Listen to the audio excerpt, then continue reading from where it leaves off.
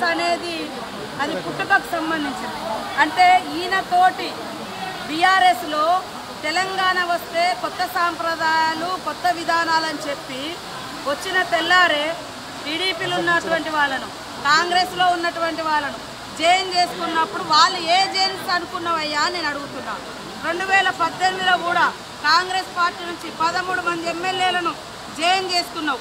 ఇవాళ వాళ్ళ పార్టీ నుంచి రాగానే ఇవాళ రకరకాలు మాట్లాడుతున్నారు. ఫస్ట్ నీ పార్టీలో జైన్ చేసుకున్నటువంటి వాళ్ళకు ఏ జీన్స్ ఉన్నాయని నువ్వు జైన్ చేసుకున్నావు.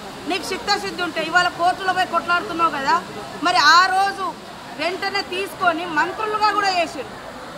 ఏది నీ నీతి అంటున్నా కేటీఆర్, నీ నీతి నీ రీతి ఏదయ్యా?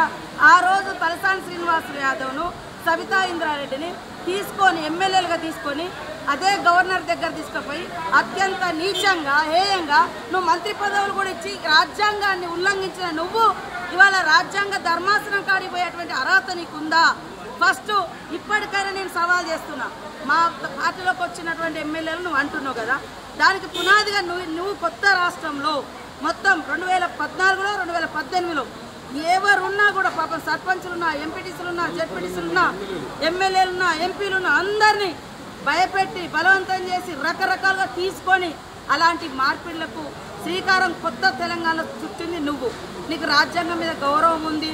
ఇల్లు పోయిరంటే మరి నీ పార్టీలో ఉన్న ఒక్కరిని కూడా ఎందుకు నువ్వు రాజీనామా చేసి మళ్ళీ ఎలక్షన్కి రాలే? ఇవాళ డిమాండ్ చేస్తూ ఉన్నావు. అదే కాకుండా ఇప్పటికీ మీరు సవాల్ చేస్తున్నావు.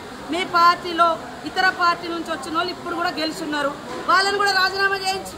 ఆ రోజు మా పార్టీ నుంచి వచ్చిన వాళ్ళు సబితా ఇంద్రారెడ్డి కానీ, సుధీర్ రెడ్డి కానీ, లేకుంటే ఇతర టీడీపీ నుంచి వచ్చిన తలసాని శ్రీనివాస్ యాదవ్ కానీ, మళ్ళీ ఇప్పుడు ఎమ్మెల్యేలు ఉన్నారు కదా, ఆ రోజు వాళ్ళు రాజీనామా చేయకుండా మీ పార్టీలకు వచ్చారు కదా, మీ పార్టీలకు ఈరోజు రాజీనామా చేయించప్పుడు మా దాంట్లోకి వచ్చిన వాళ్ళు అడిగితే జనం హర్షిస్తారు. కానీ నీకో నీతి మందికో నీతి అనడం ఇది ఎవరు కూడా హర్షించరు.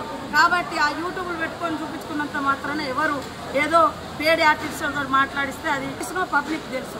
కాబట్టి అది మర్చిపోయి ఇతరులను ప్రశ్నించే నైతిక అర్హత నీకు లేదు.